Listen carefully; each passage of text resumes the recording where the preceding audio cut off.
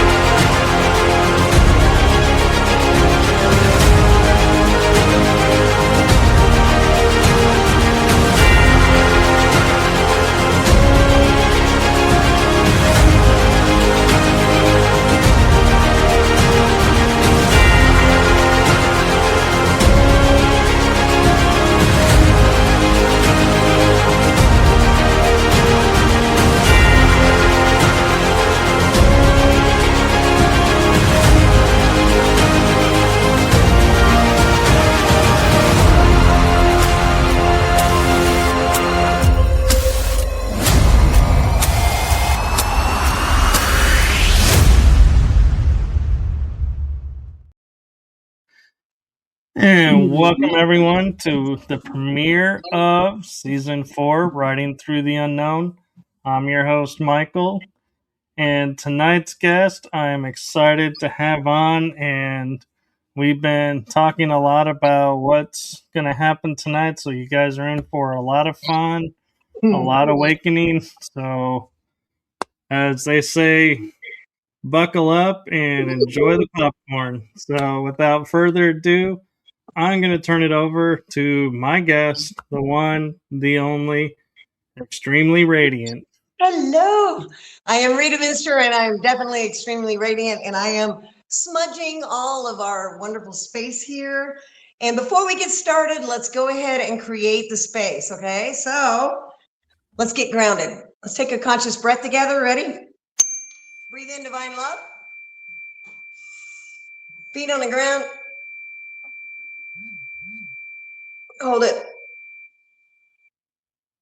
And then breathe out fear.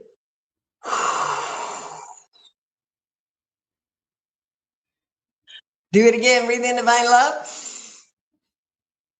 Breathe in deep. Hold it. And breathe out time. We have all the time we need.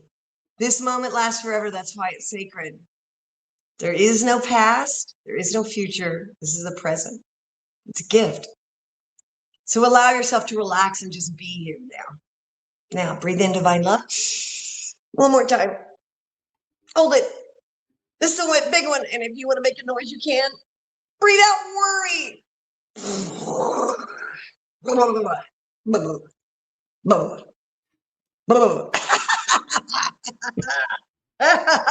I worried quite a bit. I paid bills yesterday, so I got a little residual kicking in. All right, namaste, y'all. Namaste. I am Rita, and I'm extremely radiant. And I was a fifth grade teacher for 20 years. I wrote down a couple things to tell you who I am, but I want to start out with this. If you are down the rabbit hole as far as the galactic story and the alteration of our stories here on Earth, then if you're in a new Earth frequencies, there's gonna a lot of things I'm gonna say. I'm just gonna cut to the chase. There is Adam, Eve, and Lilith, okay? And the archetype, it's kind of like the tarot. It's the archetype that matters. It's not whether or not these people actually existed. It is the archetype. And there was a time when the patriarchy created a division between women like me, very Lilith women, that are bold and feel equal to men from the time we were born, and just, that dragon energy. And then you've got Eve, who are more quiet, more of that I want to be kind of taken care of.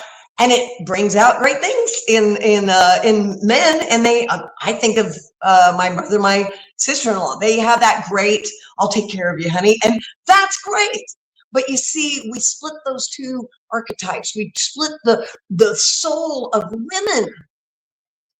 We made sluts and virgins. and there's nothing in between. Well, if you start realizing that this is all just a story, Joseph Campbell talks about following your bliss. Well, as we start diving into the Akashic records and everything that's ever been known here on earth, we start looking at how have we changed the relationship that we have with ourselves that keeps promoting the duality that I'm not enough and I need a man, or you're not enough and you need a woman, and we're not going to survive without it, right? Because it hasn't been that long. My grandmother and grandfather, 20 years apart, he said, I want 12 kids. And she goes, he meant it. 12 kids. So we're going to this place where we have relationships who we want one, and because we would like one. But then where does that leave men? Because they're supposed to be providing for us, but then we don't need provided. Well, then that puts us in that Lilith category. And then, then we are shunned. So there's a lot to unpack there, but I want to read you this. I heard this today. This is from Jesus. And he was talking about when he said, I and the Father are one. He almost got stoned. And then he said, but doesn't it say in your scriptures that you are all sons of God? And and he basically said, well, you guys are all one with God too. And that kept him alive for a little longer. But he said this, do not seek anything outside yourself. The materialistic world will only bring you ruin because there's nothing there. You will find pain, misery, and death. Search for the kingdom of heaven within. So that's very powerful. And it goes back to the dichotomy I was in forever. I knew I was supposed to love myself, but I wanted to be with boys and men, and I didn't want to be alone. And so I've been married 3 times. I've been in so many relationships, a lot. But there was this need underneath it because I was afraid to grow old alone. I really was. It's ironic too, but because I've been alone now and haven't dated for like 3 years, and it's not scary at all. And my mom modeled what it's like to just live your life and not be in relationships. So I'm grateful for that. But the biggest thing is, and I'm gonna stand up and do this. Okay. Oh, let's get connected. Okay, ready? Feet on the ground, hand on your heart. I am grounded into Mother Gaia.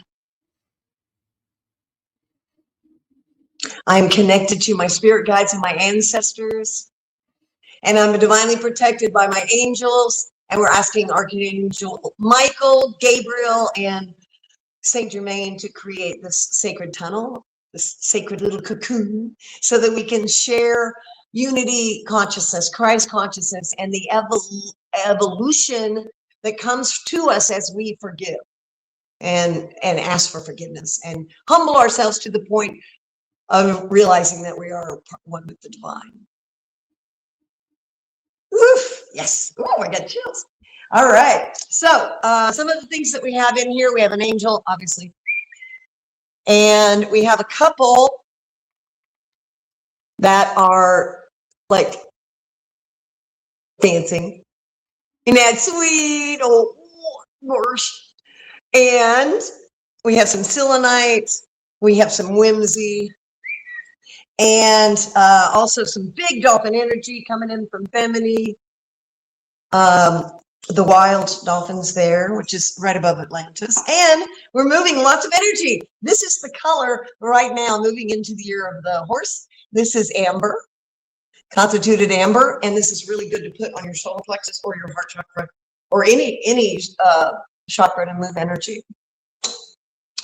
And because we're talking about love, we have a wonderful wand. And this, anything that's given to you as a gift is twice as powerful. This is my friend Rudy gave me this one.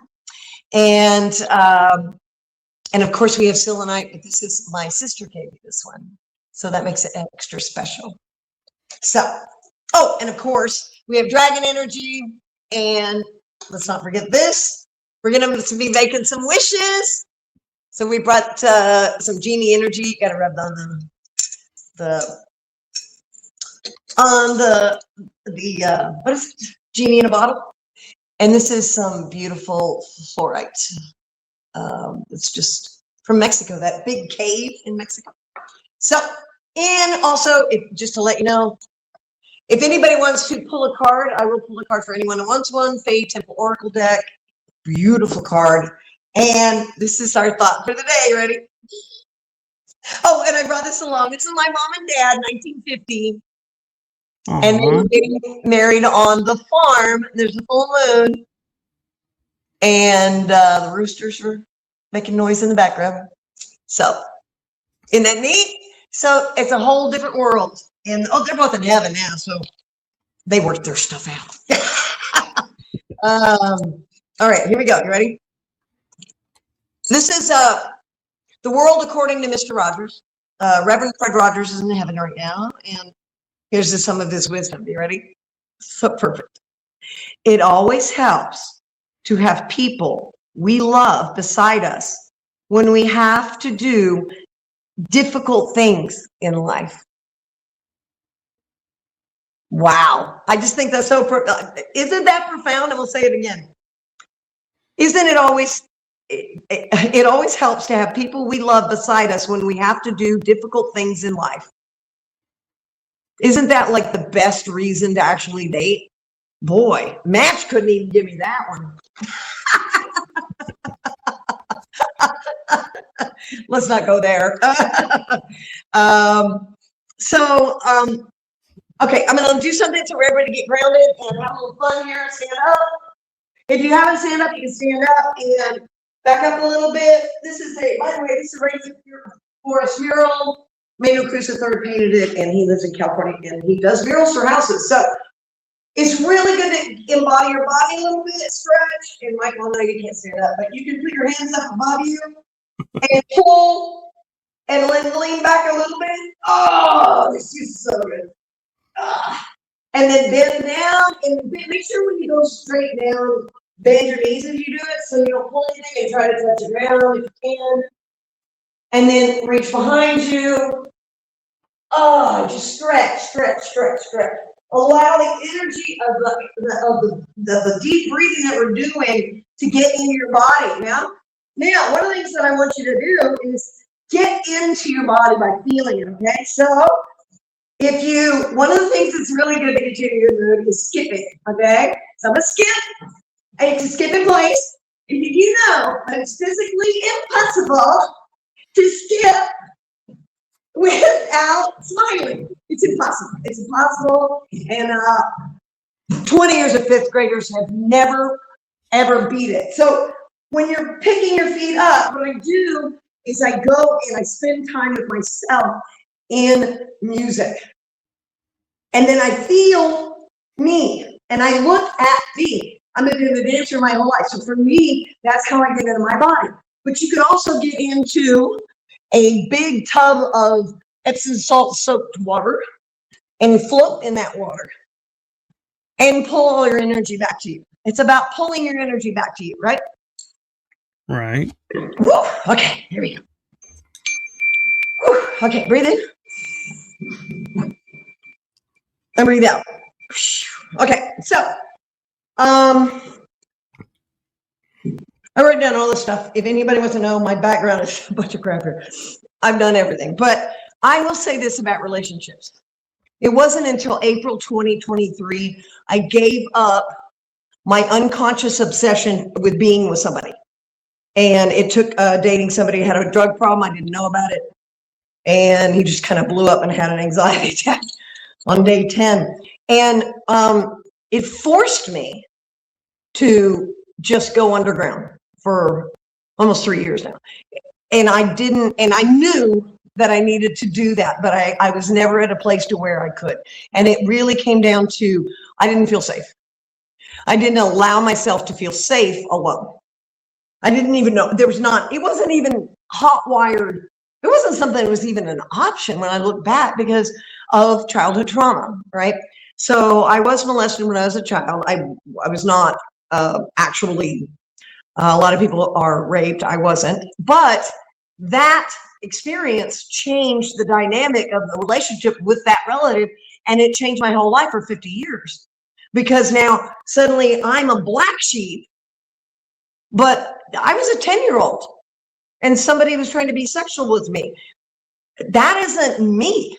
But of course we take on, what did I do? Why are you not close to me anymore? Why am I not allowed in your life anymore? And it's taken me 50 years to go, oh, okay. It's all stemmed from that. And that I need to just, and I've already said, you can go with God, and I forgive him for what he did. I don't forgive him for treating me a certain way for 50 years. Long time. But again, are we judging ourselves? You see, okay, when I was in college, I got to tell the story short, promise. When I was in college, I read The Psychology of Male and Psychology of Female based on the archetypes of two stories. One of them was the woman who was Cupid, Eros. He got pricked by accident by one of his arrows and fell in love with a human, right? Well, he married her, but she couldn't see him during the day. Like, he would turn the lights off and they would just be together at night, and everything was going hunky-dory, of course.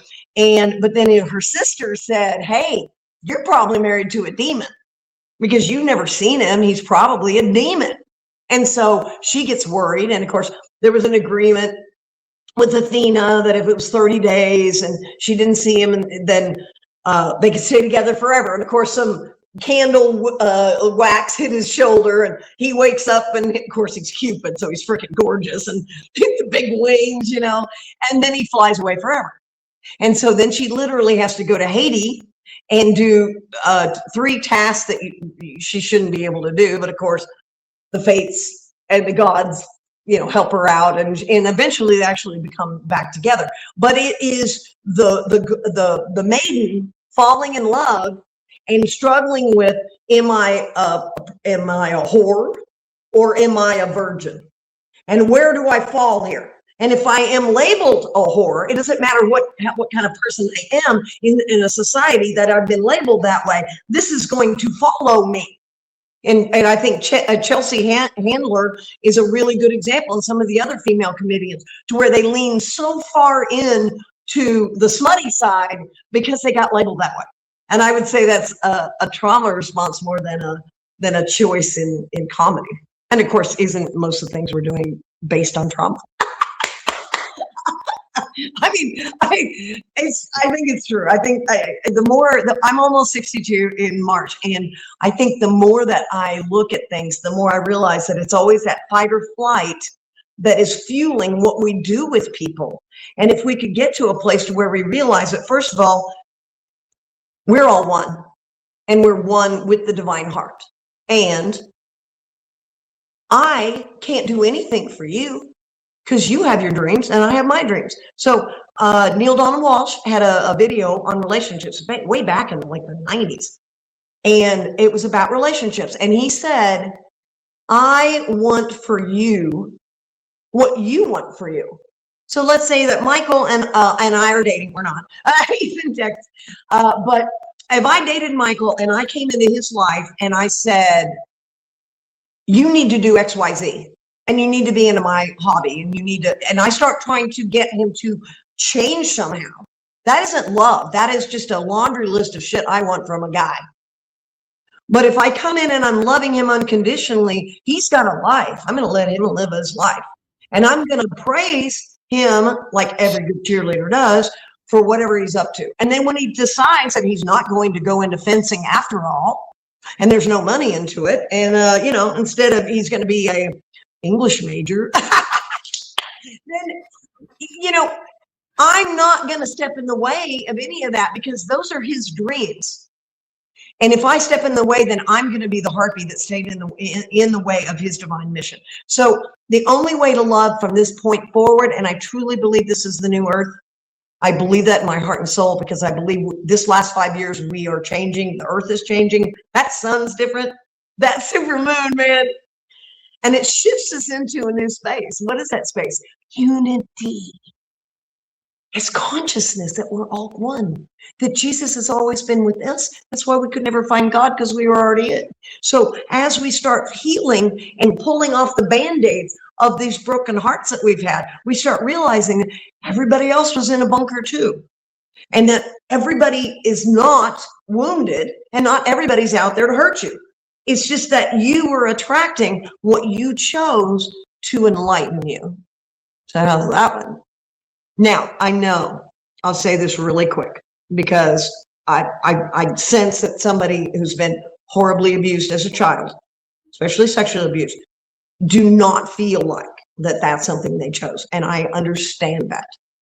However, I will say on a spiritual level, if you do not own everything that happens to you in your life, you are not going to get off the cross. And you got to get off the cross because we need the wood. Okay, it's a tough winter up east. But seriously, if you are in a place of I'm a victim of my childhood, then you're a victim of your life. If you're a victim of this day of the people in charge, then well, what the hell are you doing, man? Like if you have a roof over your head, you had something to eat, you have maybe a job or an income, and you're surviving, then you are your own shit. And there's no they out there. That means that you are, I invented you, and you're in my dream. And then sometimes I'll be in your dream, and maybe you're going to be just a background character in my dream. Like I'm going to go to Cabo San Lucas or something, and you're going to be walking down the beach, and suddenly in that moment, you're a background person, but only because you've got your own dream going, and I got next to my dream or whatever. And so we start realizing that if we're making it all up, like Landmark Education talks about a lot, if we made it all up, then can we take out the shit we didn't like and put in the stuff we do like? Can we look at the trauma that we suffered as growing pains into the oneness that we can live now? And did you ever think that there would be a time when we could have this conversation and people took us seriously, and there's freaking aliens and Palladians, and they communicate to us in light language? I haven't even done light language yet. I will do it, I will. But I do want to open up to questions, because I want everyone to understand that it begins and ends in self-love. It begins and ends in this vessel. It begins and ends in you being okay with whatever it is you think is not okay with you. And until you get to the space to where you can be truly alone with yourself, and it doesn't mean you have to leave whoever you're dating. It's just that carve some time out to be alone. Look in the mirror. Can you look in the mirror? Can you look in the mirror and go, there she is? There's a guy that got rich on like Facebook or YouTube, and he's a black man, and he goes, "Hey, baby girl," and he runs there like, and that's exactly what he does. He comes up. Oh, and I lost my. I think this isn't charged. Is there a problem with the speaker? No, we can still hear you. Good. I'm taking this thing off. All right, good. So anyway, yeah, it's like there's no way they out there, and everything that I'm creating myself. Wow. Let's move it around. By the way, I'm Gen X. Can you tell? I love Michael because he's a millennial. Every Gen X should get a millennial when they become a content creator. Do stuff. Well, he can testify. I got on here. I'm so irritated because I had to download the app, and I'm like, just like yelling at it. You spend all day telling people you're not a robot. Yeah. So, okay, let's get into it. What do people want to know? I'd love to hear some questions. Michael, do you have any questions? One question I have is dealing with the inner child and healing the inner child. It is not something that always is right there in your face saying, this is what I need to heal. So what are some signs that people can look for that will point them in the direction of, yes, this is Inner what the child. inner child's needing. The biggest one is passion. And what are we? I think I'm going to do is I'm going to say we'll open up our chakras at the end. We'll do a little exercise, but you need to get passionate about something. So let's say that you like painting those art doodle things with the markers, and you just like doodle art. That's like the thing you like to do. Okay, then doodle art. Go do that. Do you like to journal? Do you like to dance? Do you like to go feed the ducks? What do you like to do? And I don't mean like it. I mean passionate about it. And I don't mean being the best. I'm not the best dancer. Oh my God, there's so many people who have passed me in expertise. But that doesn't mean that I don't dance every day. If you're a writer, you write every day. If you're a dancer, you dance every day. If you're a singer, you sing every day. It doesn't matter if you're getting paid for it. So if you can find what you're passionate about and then do that. And do it as much as you can. And I was lucky enough to be able to retire from teaching early. And okay, I will tell you this.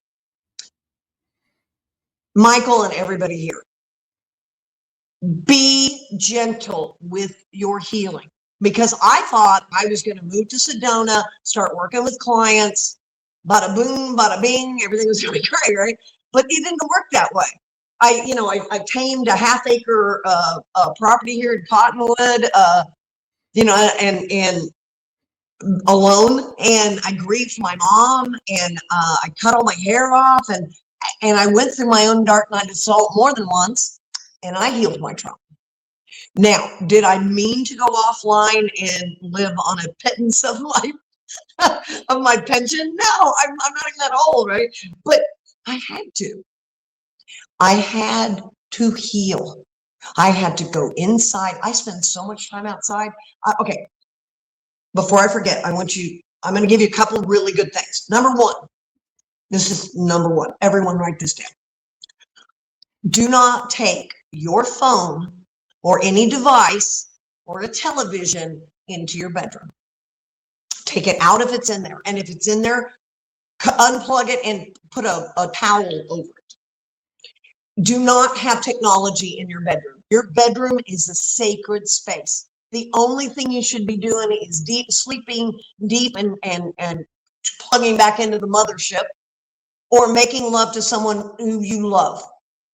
And that should be the only two things that happen in that sacred space. That room back there in that tree is so sacred that when my dogs get in there, and me, it's like a sleeping pill. You sit down, it's like it's just asleep, because that's all that happens there. But if you take in this device, you have now opened your consciousness, your sacred vessel, into your oneness, into your higher self. When you go to sleep, you are like this with your higher self. You go back to heaven, you go back to all, whatever it is you want to perceive that is there. And you talk to all your spirit guides, everybody's there. And you tap in, and I have actually had memories of being on like a med bed, and they're around you and they're talking to you, and it's just like being at the doctor, only they're scanning and moving energy. And it's nothing different than me grabbing this thing of amber and rubbing it against some area and getting the energy moving. It's not any different. But that's just what it is. So when you start realizing how sacred sleep is, why in the world would you let the Matrix in your room? Did you read 1984? Where there's a screen everywhere, and then when they thought there wasn't a screen, haven't you wondered why you go into restaurants in the last 20 years and there's not one? I mean, I went into a restaurant, they had little mini TVs at the table. Like, what? And giant ones hanging everywhere. I hate it. I won't go to, I try to avoid every place that has a TV. But it's hard now because they are plugging it in, just like George Orwell said they would. So you're all staring at, why? Why do you think they have a TV in a freaking cafe, whatever? What do you think? I'd love to hear what you think. Because the television is programming people, and so they're helping program the people and keep them programmed. So when you go out, so let's say you're sitting at home, and like the neighbors upstairs, they have a TV as big as the wall, It's on all night. And it glows, it's got its own little thing going. And you're connecting. And by the way, television and this media is benign. There is not good or evil on the media itself. The World Wide Web is not evil, but it's just kind of like a television line. If I called you on the telephone and there was a telephone cord, the cord itself isn't good or bad. There is no good or evil, but that's beside the point. But when we start digging into what's really real, you have to disconnect from the matrix more. So I was a teacher for 20 years. What's the first thing I did to bring a kid from second grade reading level to fifth grade reading level? I got him off video games from Monday night to Friday night and limited his TV time. And literally, boom, all of a sudden they know how to read, everything's great, and then they are, get interested in books. We have to pull ourselves away. I have all little tricks that I do myself because I'm playing a game. How much can Big Brother not see me today? How much can I not be on a video, right? So I put it on airplane mode just to piss off the matrix all the time. And it's just fun. And I can charge my phone back. I'll put it back on, and I'm a content creator. So I probably shouldn't be, tapping out so much. But I turn it off when I go to bed. And I do not hit that button because I have it on airplane mode if it's in there. And usually I'm like an alarm or something. It didn't come back on sometimes several hours after I wake up. Because you see, I train myself. There's no emergency that's more important than my sleep. All my relatives are in heaven right now, and my sister's fine. So it's like, I'm not going to be fooled. Here's it. Why do we have to have a credit card? Something could happen. Why do you have to be on the TV? Because the television's telling you something, and then when you see it out, you go, oh, see, look, we were supposed to be watching because they told us before we had to watch all the time. Look, here we are and we're watching. They said the same thing, and they all just connect into the Borg. It's all that big Borg. I'm a marketing major, and they told us in the 80s, well, they used to tell the truth. They told us in the 80s that how they were using NLP to do stuff. And that was right about the time that Europe started saying, well, screw you. We don't want to do that to our people. They're not that stupid. And so, but we plunged forward. And so now we have this reality that people cannot unplug from a little device. That's madness right there. That's madness. This is a device. Okay, this right here. It's a phone. And it's got it's some AI in it. I get it, but it does not have a soul. You can't, it doesn't allow you to breathe and be outside of time. You see what I'm saying? So, okay, let's say that I go and I'm just scrolling. I go and I look at a few videos. That takes time for me. And I look at and 20 minutes have gone. And I could have been outside feeding the birds, sitting in the sun, petting my dogs. I could have done something else for that 20 minutes, but I didn't know it was 20 minutes. I thought it was 5. You see? So as we realize we're being NLP, you got to get mad like I am as a marketing major. You're not going to sell me. I mean, I got so bad in my 30s and 40s, I'd get an anxiety attack when I walked in the mall.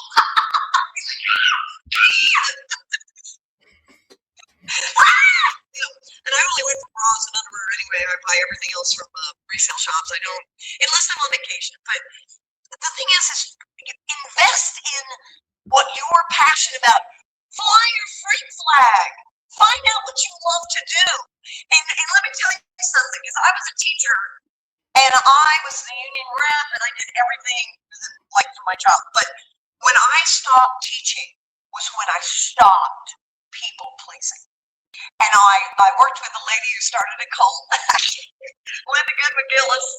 But I did a session with her before she started the cult. But she looked me in the eye, Michael, just like we were talking. And it's like she looked me in the eye and she said, and I said, something about not good enough for people pleasing. And she said, well, why do you do that when you know you're good enough? And I felt like, I used to say my childhood trauma was like the Grand Canyon. And if I ever experienced it, I would never come out. Like Thelma and Louise, I thought I was just going to go off in the sunset and never come out of it. Well, she forced me to look at it, and I cried for 2 days. And it was my childhood trauma when I got bullied and stuff. It wasn't the molestation, but I never let myself get mad.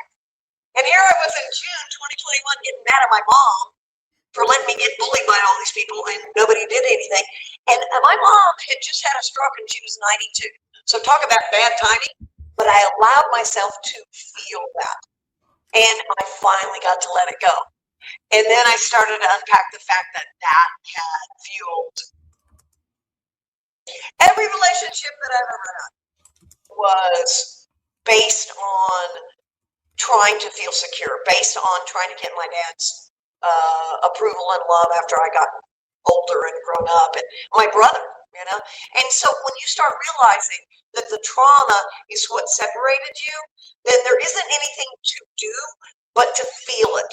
Okay, everybody's gone to shrinks. Everybody's gone and done all the really complicated. You don't need to do that, okay? You don't. You want a journal? Go get a journal, whatever. But that's what you don't need to do. What you need to do is get into your body. Get into this body. Feel what's going on in this body. Move it. Dance. Touch it. Get into an Epsom salt soak and feel your body all over and look at it. Love it. And if you don't love what your body looks like, love the fact that you got it there based on trauma.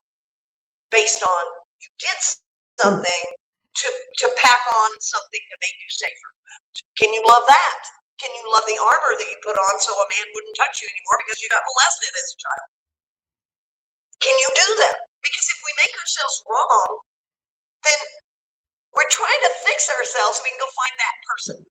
You have to just stop with you and realize, first of all, I'm never going to be fully healed, and that'll never happen. That will, no, it's an onion. But I will tell you this: you will land in the space that Jesus or Yahshua or Buddha will reach out to you. I worked with Sally Love, and I burned all my unworthiness under the full moon, and I worked with her, and she's a psychic that sees. I'm a blind psychic. I just hear it all in my head. But Jesus was there, Archangel Michael and Gabriel, I think it was like that. And I'm going to cry probably. Jesus washed my feet, and I could feel it. And you want to talk about crying. It is the kind of cry. It's that ugly cry. It's just, and then you let go of, I'm not worthy. How are you not worthy? Jesus washed my feet. And so since then, I heal in Jesus's name. And I had a dear friend, and I love her to death, Marilyn Channel's Adirondack Council. One of the things she told me when I'm a holographic healer for many years. And I do this because I'm Catholic. And she said, you may not do that. And I'm like, that's hot wired into my connection, into my experience of the divine. And if somebody has a tough time with that, they're going to have a tough time with me, because then, what if I channel Yahshua? It's going to get even weirder if I start speaking light language. So as we start expanding into our higher self on the plane of Earth, which is what's happening now, our DNA is being activated. The dragons have been loose. All of the protective grid crap around the Earth, well, you know all this, is being removed or has been removed. This is the age of Aquarius. And the question is can you be this person or this person? Can you be there for somebody? And do you want to be there for somebody? Because sometimes all we need to do is just self-heal, and maybe we're never going to be in a relationship. I don't know. But there is a divine masculine and divine feminine within each of us that has to heal in order us to move into our divine mission in earnest. And everybody's still on their divine mission. I don't care if you do an entire life and at the end you go, oh, and then it's over. You chose that life, and there's no mistakes. And so anyway, let's open up some questions. Come on, let's go. Let's party, dude. We need to dance. We need to. How does the holographic healing work? Oh, it's easy. Holographic healing is the same thing as Reiki. It's just that it's just like anything, you have to have the faith. So remember last time that we worked, you can feel my energy, I can feel your energy. Well, we are connected. When two or more are gathered in my name, the spirit is there, source, God, whatever you're going to call it. So if I'm connected to you and my spirit guides and your spirit guides are all talking together, okay? So the healing is happening whenever we connect in this fashion. So as we have this little cocoon we have right now, our spirit guides have basically gotten together and they're talking in the lunchroom. And they're discussing ways to move us into our highest timeline. And so to go back to what you can do for your wounded inner child, get physical, stop thinking, okay? A child does not sit around and go, you know, when I was 3, I think that was traumatic. No, a child goes to play. You want to play? You want to play, Michael? You want to play? Hey, Oh, Michael, I love playing. you want to play? What do you want to play? What do you want to Ooh, play? I like playing cards, playing outside. There you go. Cool. Have you ever done this one? You ever did it? Okay. Yeah, you have to go. Okay, ready?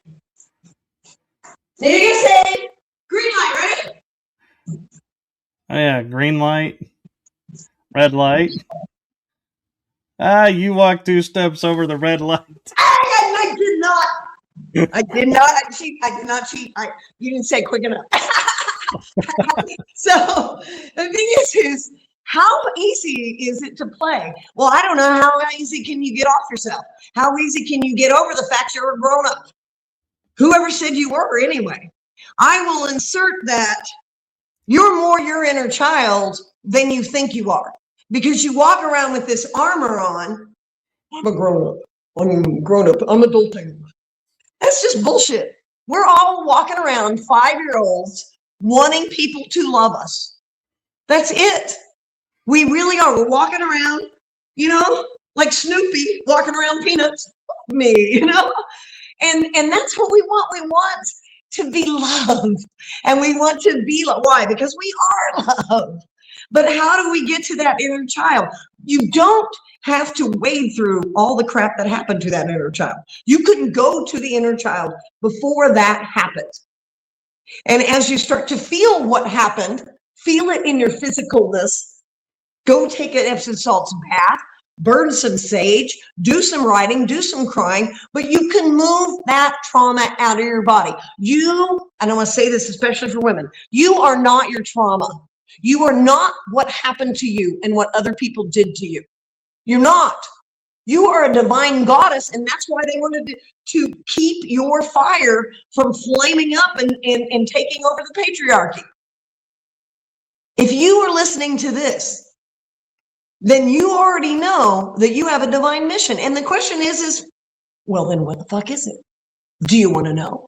Are you really want to know? Because maybe you're going to have to wade through the fact that a bunch of kids, when you went to that new school, chased you home with pine cones and tried to kill you for a year and a half. That's happened. And I had to feel it. And then I had to cry it out. And then I can go to an Arizona cafe and come back with trauma. Because people can be so cold here. And it's in the past, I had such armor that I couldn't feel the things that could keep me from being hurt. You see what I'm saying? So now, Michael, what I do is I protect my little girl. And there was a neighbor the other day that started talking smut when I was just having a normal conversation. And I went off on him. I mean, my dragon came out, my mama bear came out, and I just went off on him, because you will not drag this young lady, this little girl, into any conversation that isn't safe for her. Because you see, my adult is keeping her safe. But you see, my adult's in the background.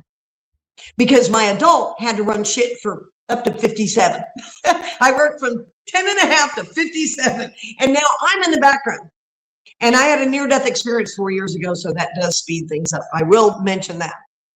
But when you sit down and think about it, you, me, there's nothing different between us. But you walked a path, I walked a path, and then we met in the middle.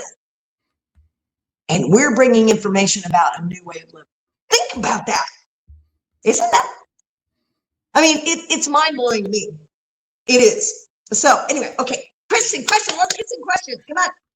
No, it is very cool. And I love the synchronicities, how they happen and energy just brings about. And on this show, I've talked about my near-death experiences, and I've had guests about them. And so I would offer, if you are open to, could you share what your experience was like, because everyone's is different? Sure. I'll give you the Cliff Notes version, because I don't want to go on and on. But I was very sick at 19. I had Candida albicans, and they put me in a mental ward, and they gave me Navine, Thorazine, Cogentin, and a bunch of drugs. And at one point, I attacked a nurse. She was messing with the patients, and I went after her. And I was in Taekwondo at the time, so I was pretty fucking tough. And I had red whelps all over my body. I had hypoglycemia, food allergies. My immune system had just dropped. And they put me in a straitjacket and put me in a padded room, strapped to a table, in a straitjacket.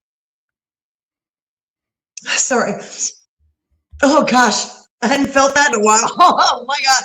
And by the way, I will not wear a turtleneck or anything tight. And if something gets on me like a sweater, I'll have a freaking panic attack. I'm like, get it off. And that's definitely a trauma response from that. So I laid there, and I died. And I remember the pain stopping, because my body was ravaged with pain, and I didn't have any pain. And I flew up to the corner of the room, and there were people in white robes. So they didn't have wings, but they just were in white robes. I know one of them was Jesus, and the other ones, I guess, were my spirit guides. There's two men and a woman, and we just flew around out. I knew them, and we flew around outside the window, and it was so wonderful, because I didn't have any pain. I mean, it was so love, and there was love, and I knew him, of course, and like I was just like, yeah, nirvana. And then it wasn't very long, because I'm sure I wasn't dead that long, but because they came to check on me, and they were shaking me, and I was up in the corner with, I think it was Jesus, or my heart said it was probably Jesus, and so we're looking down, and they're trying to wake me up, and I said, oh no, I'm not. No, I wasn't. No, I was not going to go back. And he said, it's not your time yet. And all I said was maybe. I don't know that I said yes. But the moment that I said maybe, I was back in my body, and I was in a lot of pain, and I couldn't itch, and I itched all over it. And I had a panic attack the moment I woke up while I was sick. And they did take me out of the straitjacket, because I was so sick finally, but it was a long road back. And I forgot that. Like, it's amazing to me that I forgot that, because you're 19 and you're trying to get your health back and go to college and figure out who the fuck you are. Right? Well, then in 2021, I got I went to Miami for $300.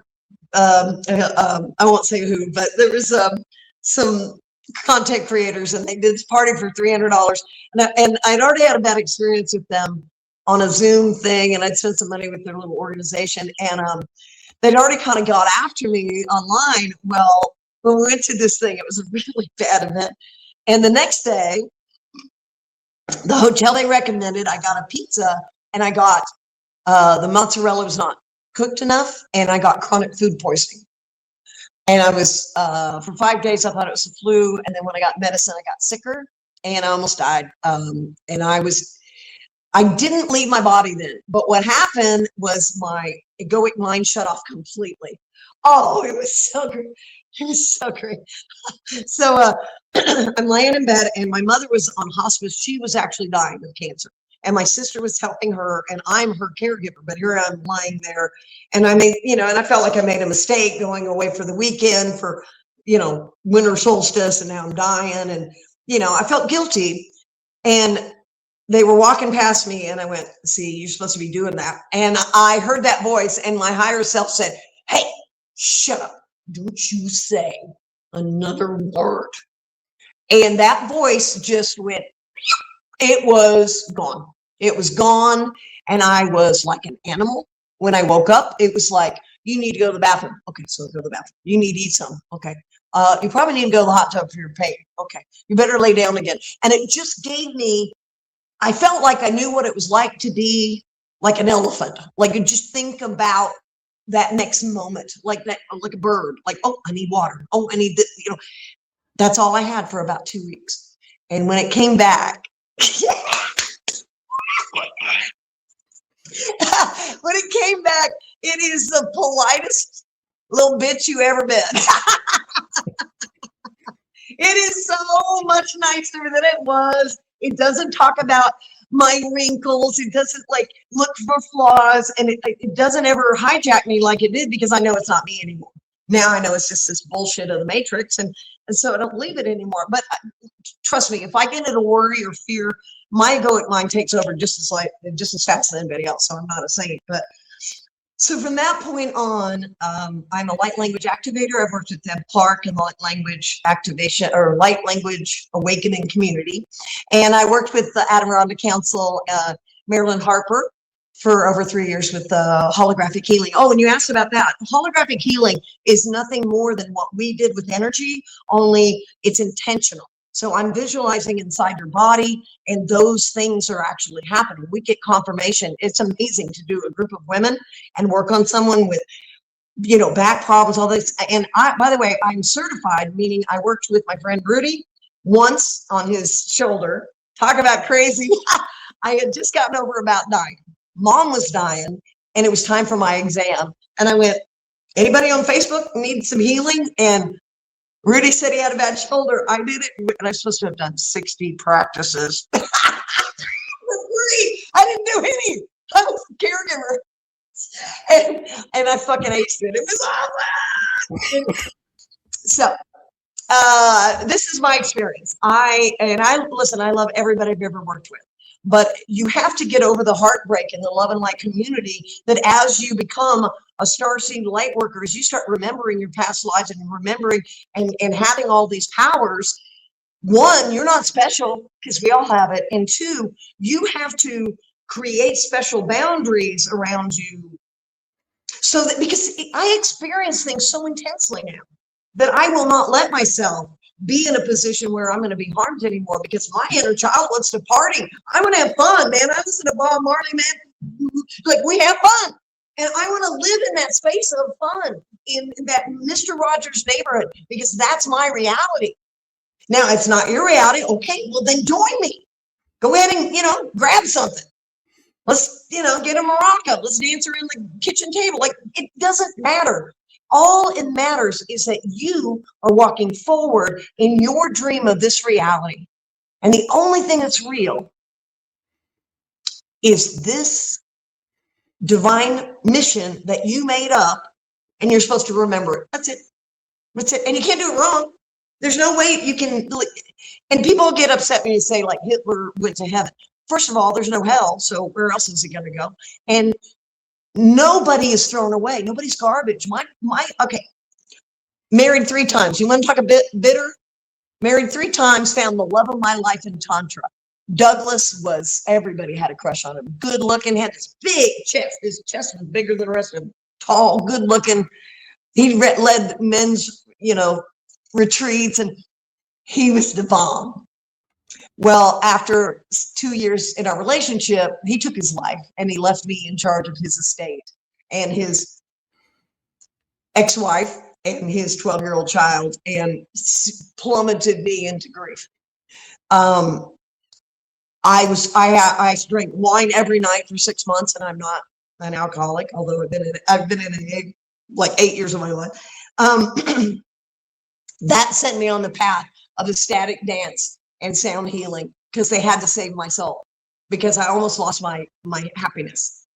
And Douglas was a wonderful person, but he did not go back to he had diagnosed depression, and he got off medication and he got out of shape, and it just got worse and worse and worse. And he planned it for a long time, which makes it even worse. So once that happened, it changed my entire experience, because I'd never even, what dark night of the soul. I'd lived in 3 states. I'd had 3 ex-husbands, 3 stepkids. What? I could live through anything, right? But this kicked me hard, and it changed me. But it also I became a healer then, because once you get done healing, you go, hey, over here. You can do this too. So yeah, okay, let's do some questions. So one question I have, I'm curious if you ever thought about, is if your 2 near-death experiences opened you up and prepared you for the light language and to do what you're doing. Well, you know what? Yes and no, because I think anyone could be activated, because I was in a group of women, they all got activated for light language. So I think, and I'll say this over and over again, keep it simple, stupid. The only thing stopping you from being a psychic or sound or automatic writing or light languages is trauma. You haven't healed enough trauma to open up all your chakras. And I'll say this, I'll stand up for it. Most spiritual people have this, your creative center and your root chakra is blocked, because they just shut that off so they don't get any excitement. And another thing that I'll say that's really maybe controversial is you need to be touching yourself. Now, I'm not talking like being obsessed, like men sometimes get obsessed where they're always masturbating. That's an obsession. I'm saying you need to touch your body and move that energy. And for a woman like me, like I could go several months, and if I don't move that energy, it actually physically hurts. Isn't that weird? Because there's so much power to it that if you feel like you're going to blow up. So you need to move that energy out, because it's getting blocked. It's like Drano. You've got all this energy in your lower chakras, and then you sit on the couch and you go, I don't feel passionate about shit. Well, of course you don't, because you don't have any energy going through those lower chakras that are getting you on fire. You should have a Roger Rabbit in your creative center going, wow, let's go do something. You should have somebody, some part of you that's fucking crazy, that wants to go and, bungee jump. There's a part of you that is that inner child that is not in any way wounded. And as you start being more passionate, then those wounds will come up, but you can heal them to feel them and let them go. You don't have to. That's one of my big complaints about the Love and Light community. They're like, oh, you have to take this course and you have to do this. And No, you don't have to do any of that. All you have to do is work with one other soul that is aware of unity consciousness, and you can talk through the energy that's in your body and move it. That's it. It's not that. That's what I am frustrated about, and why I'm not a part of the Sedona community. I'm 15 miles from Sedona. I do know some people. I know some really 3 trees originally from there. I know lots of people in the Love and Light community, but they're all in California. And so I don't do as much in Sedona. I call it Vortex Vegas. Everything's for sale, but very few people are actually plugged into anything that's truly connected. I'm not finding the words. I better shut up. No, they're there, but they're not connected. They're selling something. And I will say this, one of the reasons I've gotten in trouble financially is I went into teaching for 20 years. I was in sales and marketing. I did wholesale computer components in Dallas. I've been in sales my whole life. But when I became a teacher at 36 on 9/11, For 20 years, all I had to do was collaborate and get good ideas and get other good ideas. And sure, there was some competition and bullshit in teaching too, but it was different. And I didn't have to go and ask for money. Now, granted, I went and asked for money for science camp, for fundraisers, but I didn't have to ask money for me. And one of the things that's hard for me is to say, hey, you need to send me 44 bucks. Because if somebody's hurting, I'm just going to do it for free. And I've done that my entire life. And I have to get out of that because, well, I'm broken. I need an income. Come on, guys. It's like I have to be able to get over that. And I realized that I was like, oh, I just don't want to sell myself. I just don't. And let me tell you something about my channel. Extremely Radiant, Rita Minster, aka Extremely Radiant. Any of the videos you see on there is no commercials. I am not on there. It's starting at the beginning. Let's take a moment so you can like and subscribe so you can get more content. Don't talk to me like that. Don't.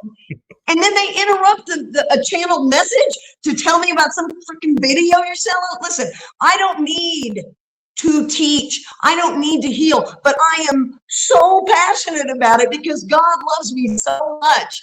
And I'm just seething with the energy of the Holy Spirit that wants us to live in Eden right fucking now. And that's the message. And if I do that message, that's all I got to do. God didn't say that I had to do all that self-grandiosity shit because I'm a teacher. I don't need that, okay? I got plenty of kids who gave me little things every year and parents, and I had 20 years of kudos and pats on the back. I don't need any of that. What I want is to people to step into their greatness, to step into your own personal power. Stop walking away from what you truly are. And by the way, I mentioned this, Michael, but I do need to mention it. This right here, imagine 2 or 3 balloons.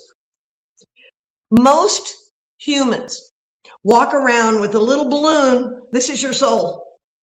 Your soul's up here and you disassociate. And when something else happens, there's another balloon. So a lot of times you're not even in your body. And that's why dancing is really important, or moving. You don't have to dance. You can stand. You can just move. Get in your body. Touch yourself. Are you here? Hello? Like, are you in there? Because most people aren't. They're off in the ether. And that's why, like I said, don't have technology in the bedroom and take some time outside with no technology. Go outside at least 30 minutes to an hour every day, no technology. Go outside with nature. No, don't take your phone and take pictures. Like literally get away from the phone. Go to and eat a meal without your phone. Leave it in the car and just look at people in the diner. You probably freak them out, but do it. Because I want you to be in my Gen X life. I used to get on my bike and just go for hours and disappear as a kid. I have an imagination that never, ever stopped because my mom was this freaking Mary Poppins type person that kept this alive in me. And so I'm so grateful for that. And that she's on my spirit team, of course. So we have an opportunity to be so passionate about life, but we stop. We stop ourselves. Why? Because we're going to look weird. Well, everybody's weird. Dear God, everybody's weird. So fly your, I can't ever say that. Fly your free. That should be a tongue twister. Fly your freak flag. Thank you. Fly it. Be weird. Be, because this doesn't help. Living like this, I lost my balloon. I lost my little the balloon. Wait, this is what happens. You see somebody that's 200 or 300 pounds, or somebody that's really, really skinny, or whatever, like any of those extremes where they're hurting their vessel. This is what you're doing. You're walking around like this. This is my soul. My soul's right here. Because you know what? I could get hurt, so I'm going to keep my soul right here. And you're just walking around like a freaking zombie. You are a zombie because your soul is not here in your heart. And when you start walking around with your heart on your sleeve, you are not going to be hurt. Michael, I'm going to use you example. Michael, when you wear your heart on your sleeve, you will have children's and dogs and cats and people come out of the woodwork just to shake your hand because you are glowing with that inner child beauty. And that's what I know. That's what I'm saying. But fly that flag. Get out there. Put that out there for people and let them see it. Because that glow is who we are. That passion is who we are. Right? So we've got to get some questions. Come on, let's do some questions. So if somebody is looking to,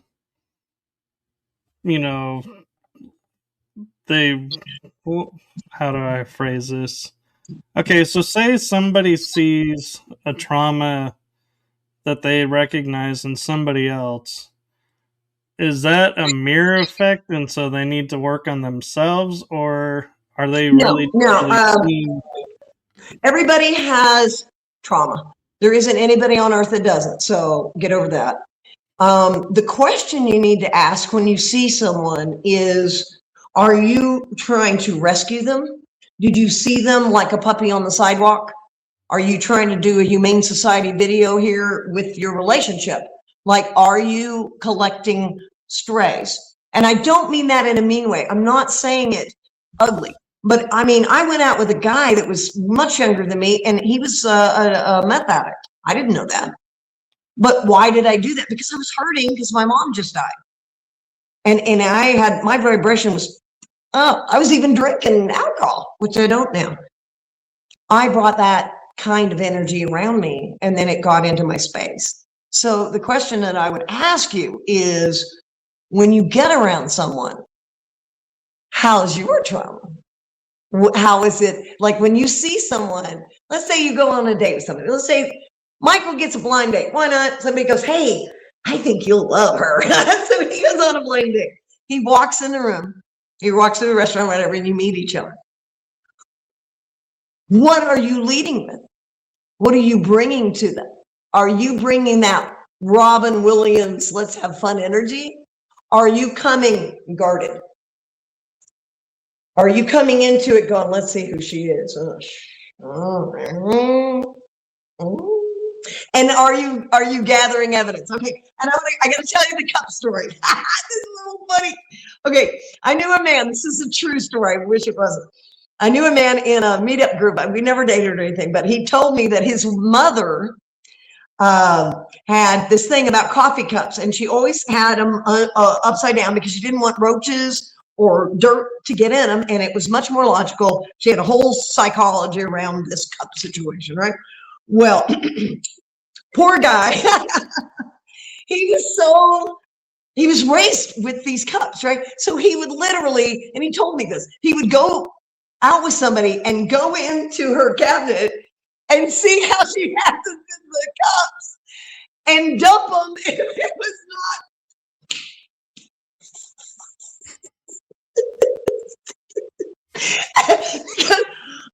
His thing was, I can't date her. And of course I laugh because I put them the other way around, and the bugs can get in them. And I agreed with him. I totally agreed with him. I'm like, you are totally right. And yet I will never, ever do it because I was raised the other way and I just do it root memory. I don't think about it, right? So how many women did he dump because he wouldn't switch over their fucking coffee cups? He's looking for mom. So the thing is, and it's a funny story, and the reason that I use it, and I don't mean to make fun of him if he hears this, but the fact is this guy set himself up. Okay, I went on a blind date with a man with 2 6-month-old black Great Danes. I had a little schnauzer. We walked around my apartment complex, and before he left, his Great Dane, one of them, had a diarrhea episode in the greenery right below my balcony. He didn't want to date, okay, because he said that these 2 gigantic black Great Danes sleep with him in bed, and that was a deal breaker if you weren't going to go for it. Okay, so That is lying to yourself and saying you're open. He was not open. He was open to the dogs. I mean, the dogs were happy, but so do we have, I want to make sure, do we have any questions? I'm a teacher, so let's make sure if there's any questions to answer them. Because there were two ladies in the chat earlier, so I just want to make sure if anybody has a direct question. There's no questions in the chat room right now. There's who? There's no questions in the chat room right now. Oh, okay, good. All right. Well, okay, let's see. Well, what else do you want to know? We can do anything. Well, I'm curious in your experience with trauma. You know, you say there's always trauma. There is always trauma. But you can get to where it's a lot less. Okay, I'm gonna tell you about a relationship I started in 2020. It was very unique. I'd been shut down for 3 months, and I met somebody in Sedona, and I was polyamory at the time, and this person was too. And we fell in love, and we didn't mean to, but we did. And for several years we were very much in love, but he lives very far away, and now we're best of friends. I love him to death. I wish him the best in where he is in a relationship, and there's nothing between us now. But when I met him, the only reason that I believe that we fell in love was both of us were like, oh, this is safe, because she lives in California and I don't live here, and and it allowed us to open up. But then when we opened it up, he's seeing his wings, and I healed from my Douglas taking his life. I was there in Sedona. That's where his ashes are. And I was able to do a breathwork session talking to Douglas about that. He goes by Doug now. Whatever. Change your name in heaven, weirdo. Anyway, freak. Anyway, but he loved me unconditionally, and I love him unconditionally. And his life circumstances are not to where we can be together. I never thought I could have a relationship like that, but I think it's the best thing that ever happened to me. And we held each other. And one of the most beautiful things, okay, I'm going to tell you 2 beautiful things that you can do. Because there's a lot of things about like comforting a woman, but there's things you can comfort a man that a lot of women will not do. First of all, a man really wants to lay right here. And even in some cases, if they've never nursed, they maybe actually want to nurse. Like, not in a weird, like it might turn physical, sexual after, but a lot of times they want to do that as a connection to Mother Gaia, to the divine feminine, because maybe they didn't get that with their mom. Maybe they're missing that. And that's something that you can do if you're comfortable, right? And another thing is men are uncomfortable with their testicles, with their scrotum, and there's a shame around it. We've done so much to shame the balls that the thing that you learn in Tantra is to be gentle. If you're with somebody and you're with your woman, the man, and make sure they're clean. You're really clean, obviously, and that's one of the things that's important. But if you're holding someone's testicles and you're just gently squeezing them, and you're holding them, and you're just saying, it's okay. This is okay that you have these. I don't think this is gross. I think your body's beautiful. Because women on the regular say, I love a man's penis, but I hate his scrotum. It's a package deal. You don't get one with the other, okay? So being able to get past this to where we're demonizing the man's body and then putting women's bodies on pedestal, all of that's ridiculous. So as we start to gently and in intimacy, get to know this person. If you go and listen, I've done it 1,000 times. I can tell you for that doesn't work. If you have some passion, you meet somebody and you sleep with them right away. Well, my last relationship with Bruce, we were together for over 3 years and then on and off for 5. We made out in the car right after we met. And so, but that is just NRE. NRE is new relationship energy. And so if you don't set boundaries, boundaries are huge. Okay, I went to a camp where it's a clothing optional camp. It's a hippie camp, right? And one of the first things that I realized from being in a place where you can do anything is I had no emotional boundaries with relationships. Listen, if I was dating you, I would literally carte blanche, just open season to my life, my soul, my everything. I'm just going to turn it over to you like you bought the fucking deed, man. And that's whacked. That is so messed up. But I had to learn that from friends in this community that I had no boundaries because I just wanted to be loved. And I was willing to give up everything just to be loved. Well, that's trauma. So now I understand that you have to take your inner child in hand. You have to love up your inner child, but you also have to make love to your body so that the energy moves through you, or you're always going to be stuck in the past. Your body is an energy center. And if you're not doing anything for these lower chakras, that's why everybody gets heavy in America, because we don't move energy through these chakras. We eat shit food. We drink caffeine and alcohol, and then we stare at the boob tube, right? So I don't even own a TV. I haven't for 5 years. They're worthless. So all I know is there's no way they out there. Love yourself up and be silly. You see, the serious part is the made up part. You sitting there being like, you're playing. That's where you're playing. It's like South Park. I mean, you can't laugh at it, because it's like, right? Allow yourself to realize the absurdity of living life, anything other than like the Robin Williams level of excitement and passion. And I'm not talking, if you're not like me, don't try to be me. But I'm a freaking firefly, and I always have been. But whoever you are, let that light shine. Move it out. Because the more that you open those chakras, the more you're going to start feeling Jesus clean, washing your feet, and you're going to feel them touch you, And I don't know, do you see folks? Do you see dead people?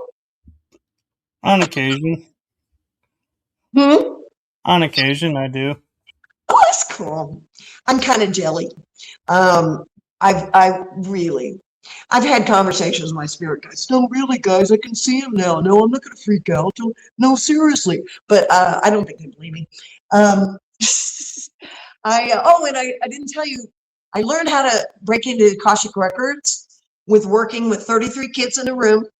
And I told them the story about the monkeys. I'm sure you know about the monkeys. What is it, the 34th monkey or? The 100th monkey. 100th monkey, that's right. Well, so I told them the story about there was bananas in the sand, and they buried them, and then eventually a female monkey went and cleaned it off in the ocean, and then she taught the whole tribe. Well, then they went to an island that's, I don't know, 10 miles away, 20 miles away, 100 miles away.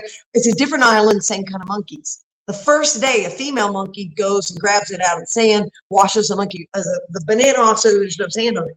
So it proved that there's a collective consciousness for the monkeys that they don't have to relearn that.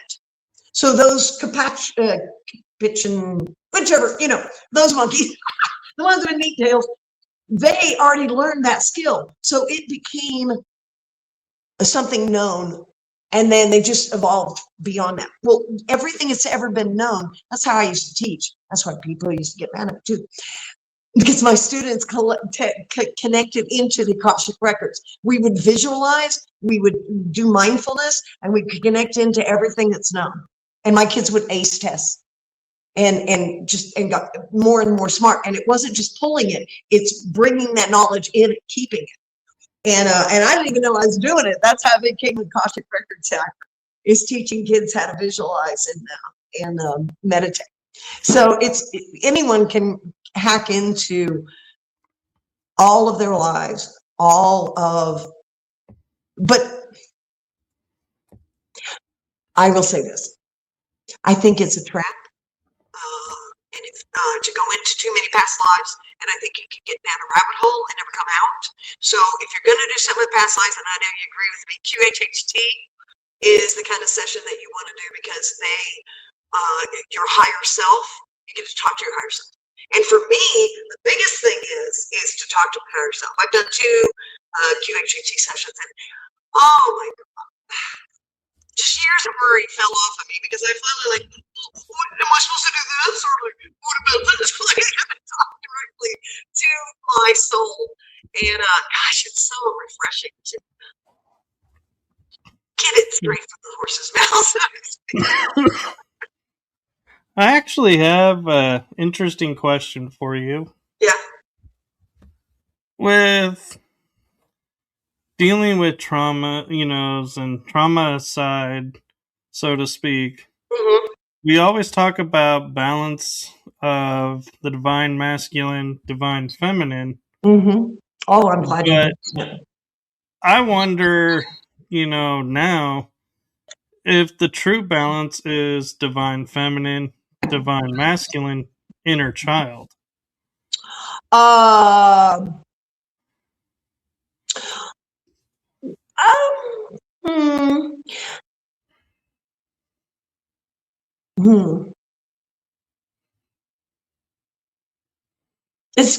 I can't say why, but it's discombobulated.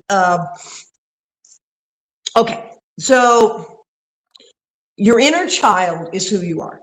The real you is your inner child. Okay, that's your soul. That's who you're in this lifetime. Your personality. Yeah. But that's you. Okay, your little 5-year-old. That's really who you are, and you knew that then. So then, as you grow up and you have experiences, that trauma covers up that divine connection that you had at that age, or you already always had it, so it didn't cover that up, but you still have stuff, tentacles and things like that. So as you get older, I did inner male work. This is what happened. Right after Douglas died, about a year after he died, I was working with Kika Marionetti and in a Tantra class, and I saw a man that I was attracted to, and I started to get a serious, I started getting panic attacks. I'd see somebody that I was attracted to and I'd just start panicking. And so I worked with my inner male mirror work, and I even gave myself a ring, and I did this inner work, and still to this day, my inner male will take me out to eat when I don't feel good.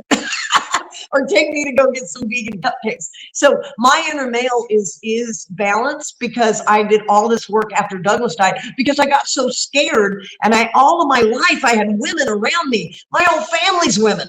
So I couldn't quit crying. I was this frightened little chicken. Well, my inner male basically came into my inner female and said, "Hey, snap out of it." What the hell are you doing? And just like, and brought me into safety. So if you ever see me get mad, that's my inner male. And people are afraid of me. It's just so funny. I've never been in a fight. People are terrified of me. But when you get to that place to where you've allowed the joy, the energy, the flow to come back through, then you're going to have people be attracted to you. But then you still have to work with trauma, because what if you have somebody attracted to you that's a player, and then they break your heart? Well, then you have to work on that. I met somebody I love very, very much, but he was really toxic, and it took me, I don't know, 8 months, 7 months, something like that, during COVID, to realize that. And he did something like so benign that sounds benign, but it's not. Get this: we're in the car, and we're driving to go see the Redwoods. He starts singing, "Hold the pickles, hold the lettuce, special orders don't upset us." And he sings this Burger King jingle from the 70s, right? But he sings it over and over the entire time I'm driving over Highway 17, going through these giant mountains to take him to somewhere special, just to fuck with me. That's mean-spirited. That's a broken person, right?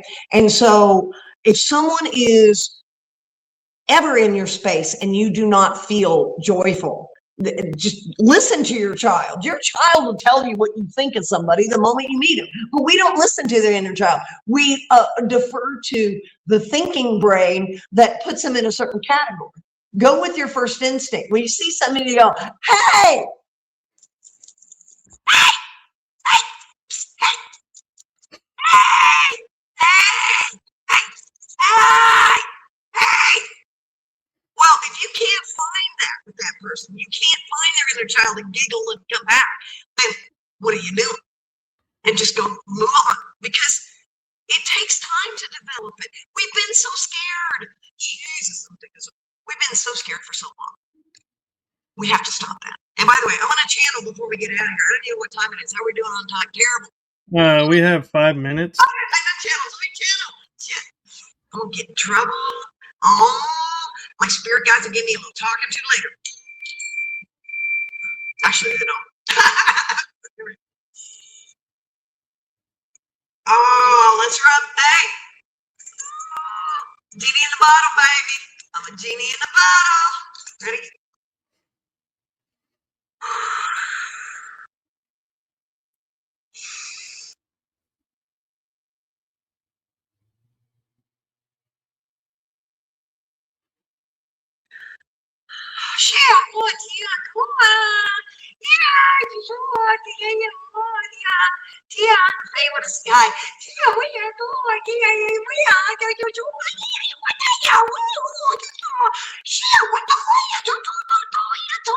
And they're saying to you, Michael, you should know better.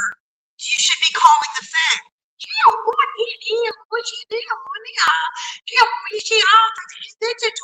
We're everywhere.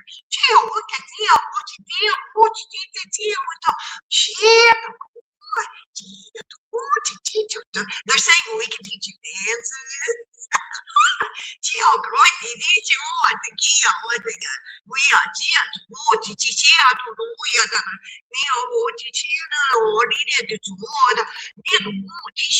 Go outside.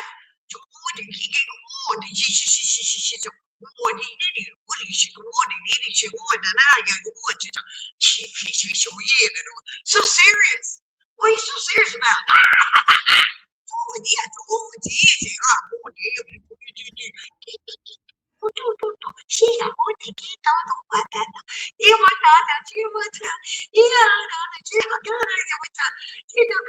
They were laughing.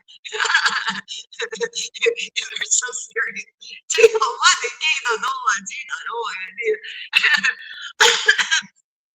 They just said, what's the prize for being the most serious one in the room?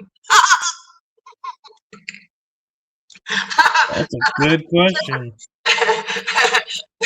Did they give out a prize? The most stoic goes to.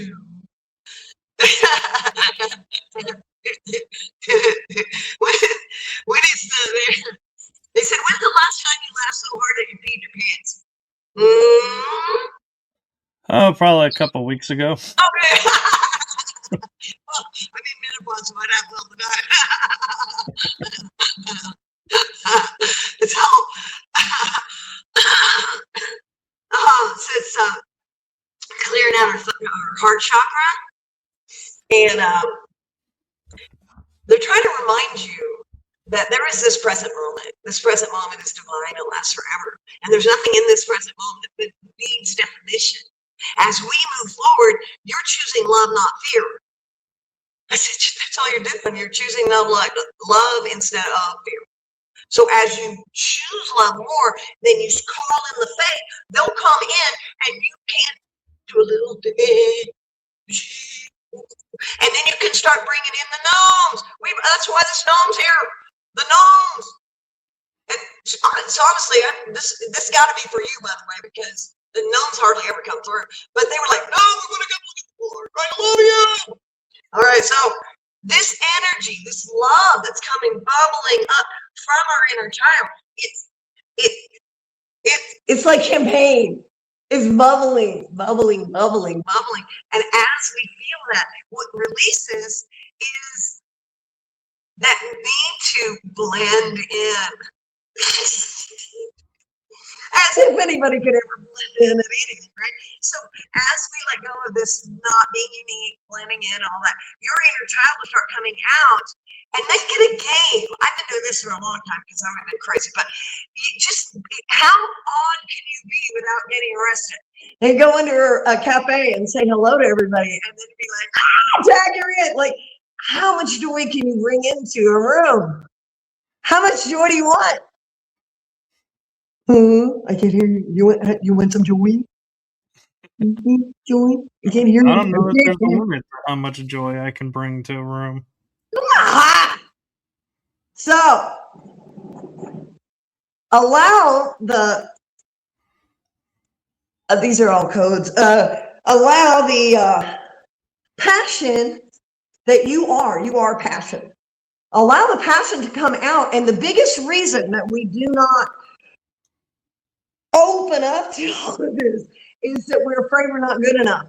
That is just the matrix. It's ridiculous. But I will tell you this, as you start trimming down, as you go to the gym and you start stepping into this higher version, this higher timeline of who you are, you also need to nurture yourself and not make your old self wrong.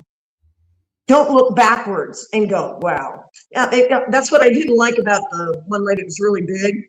And then she got small and she's like, oh, I hated me. No, you didn't. You started a whole revelation of large women that felt good in their skin. And then you're going to take that back. Don't do that. Don't should on yourself. Don't go backwards in time and try to should on yourself. That makes a mess, doesn't it? Should everywhere. Woo.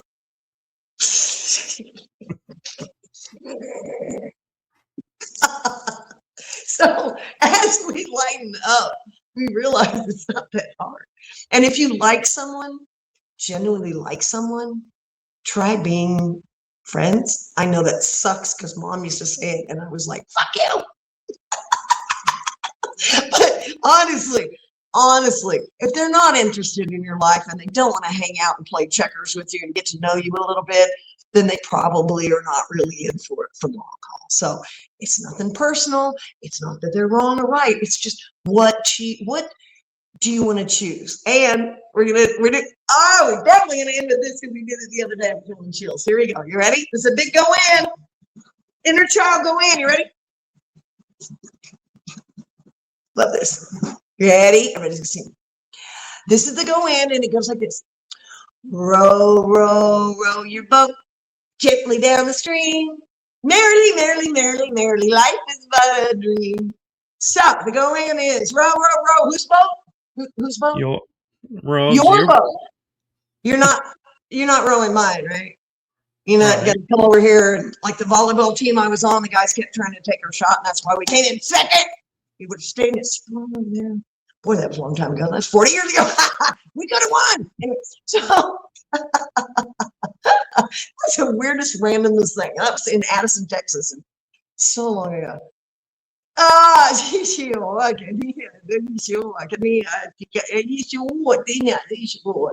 Row, row, row your boat gently down the stream. How do you do it?